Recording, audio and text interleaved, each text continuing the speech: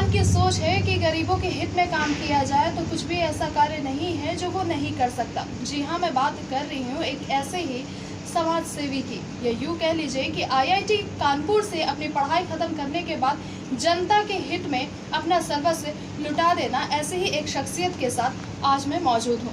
मैं बात कर रही हूँ दलित एसोसिएशन के चेयरपर्सन डॉक्टर जितेंद्र पासवान की, जिनके साथ मैं अभी मौजूद हूँ और मैं उनसे ही बात करूँगी। सीधे रुख करते हैं इनकी ओर। सबसे पहले डॉक्टर पासवान, आपको बहुत बहुत धन्यवाद जो आपने एटीएन के साथ अपना वक्त चुना देने के लिए, और आप जो जनता के हित के लिए लगातार कार्य कर रहे हैं उसके लिए आपको ढेरों शुभकामनाएं। हम भी एटीएन न्यूज़ को जो है बधाई देता हूं कि वह जो है दलित इंडस्ट्रीज एसोसिएशन में आकर आज हमारा इंटरव्यू ले रहे हैं, तो हम आपको भी बधाई देते हैं और आपका मैडम हम अपने चैम्बर में स्वागत करते हैं। दलित इंडस्ट्रीज एसोसिएशन जो है यह अनुसूचित जाति और जनजाति के आर्थिक सशक्तिकरण के लिए अपने समुदाय को उद्योग और व्यवसाय की तरफ प्रेरित करता है।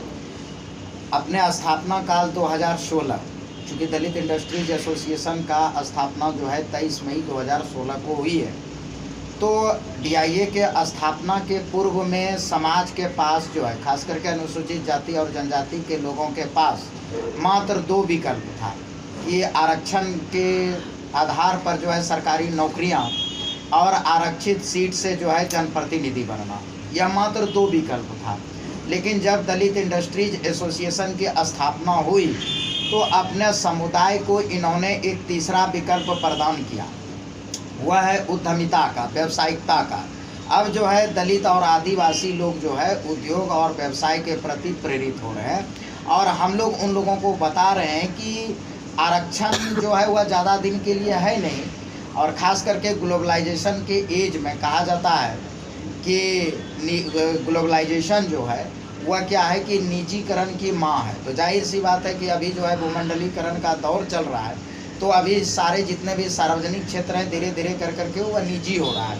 तो जब सारे सार्वजनिक क्षेत्र निजी हो जाएंगे तो आरक्षण जो है वह स्वतः समाप्त हो जाएगा या फिर आरक्षण का स्वरूप जो है वह बदल जाएगा।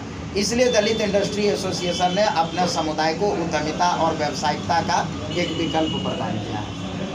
बहुत ही अच्छा, बहुत ही अच्छी सोच है आपकी और बहुत ही अच्छे तरीके से काम करते हैं। मैं थोड़ा डिटेल में जानना चाहूँगी कि कैसे ये आपका एसोसिएशन कैसे लोगों को प्रेरित करता है और क्या कुछ प्रणाली है आपकी, मतलब कैसे लोग आपके पास आते हैं, गवर्नमेंट का क्या फंड है और कैसे गवर्नमेंट इस चीज़ को लेके लागू करती है योजनाओं को, इसके बारे में थोड़ा बताइए। जी, तो यह जो है दलित इंडस्ट्री एसोसिएशन जो है यह क्या करता है कि गवर्नमेंट और वित्तीय संस्थान और बैंकों के साथ मिलकर के इकोसिस्टम का निर्माण करता है और इकोसिस्टम में हम लोग कार्य करते हैं। जो केंद्र सरकार या राज्य सरकार की उद्योग और व्यवसाय से संबंधित योजनाएं हैं, उस योजनाओं को ट्रेनिंग के माध्यम से, वर्कशॉप के माध्यम से, सेमिनार के माध्यम से और हर एक रविवार को ऑनलाइन उद्यमी पाठशाला के माध्यम से हम अपने समुदाय अनुसूचित जाति और जनजाति के लोगों को बताते हैं कि भाई उद्योग और व्यवसाय करने के लिए अभी ये योजनाएं जो है गवर्नमेंट की चल रही है। और जो हमारे लोग हैं उनको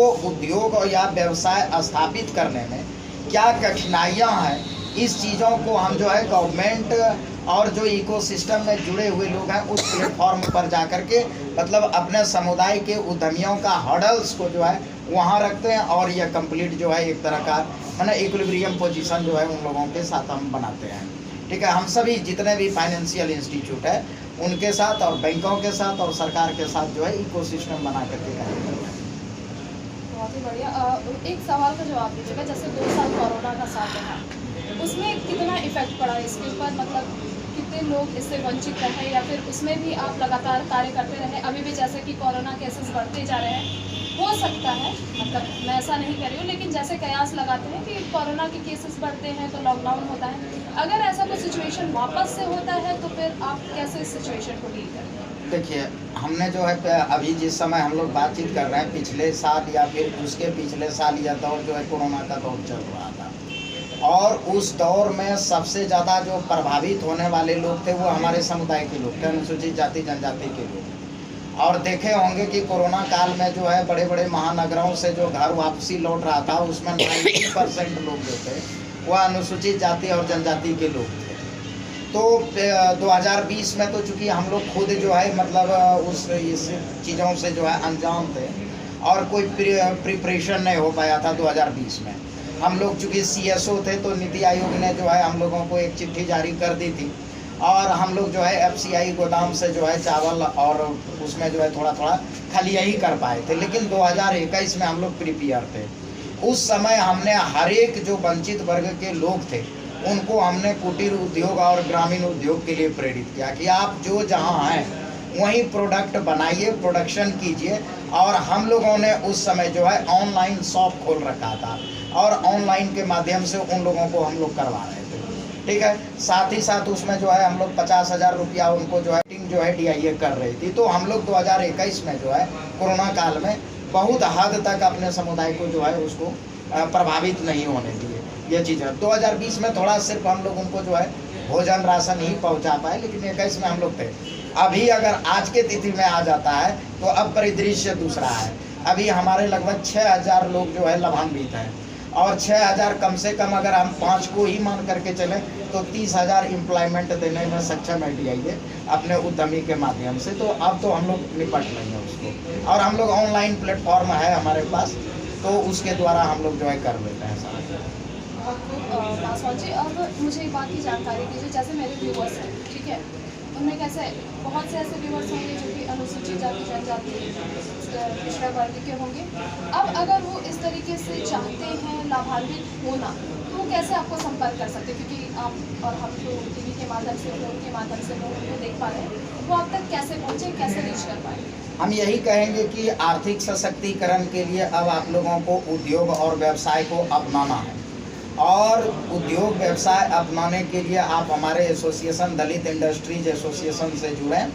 दलित इंडस्ट्रीज एसोसिएशन के लिए जो है हमारा ईमेल है kingdrjpaswan@gmail.com। हमारा व्हाट्सएप नंबर है 9473462273।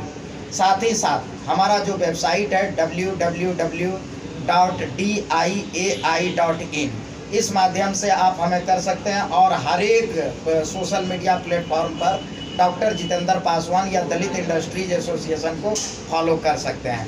आप जो है उद्यमिता को अपनाएं, आप व्यवसाय को अपनाएं और देश के राष्ट्र निर्माण के लिए आप भागीदार बने। और हम शुभकामनाएं देते हैं कि आप लोग जो है नौकर नहीं बनना है, मालिक बनना है। जो भी अनुसूचित जाति जनजाति हमें सुन रहे हैं, बाबा साहब का एकमात्र सूत्र था कि इस देश के हम मूल निवासी हैं, अतः हमको यहाँ का मालिक बनना है और मालिक बनने के लिए एकमात्र विकल्प है उद्योग और व्यवसाय। बहुत ही उम्दा शब्द कहे आपने बाबा साहब का।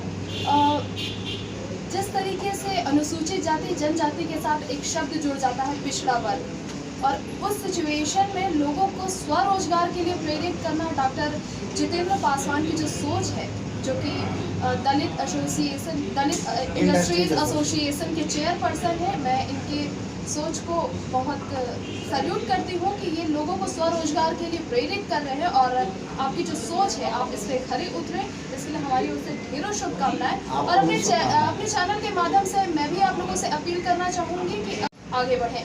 इसी के साथ कैमरा पर्सन सालेश के साथ मैं तनु वर्मा, ATV।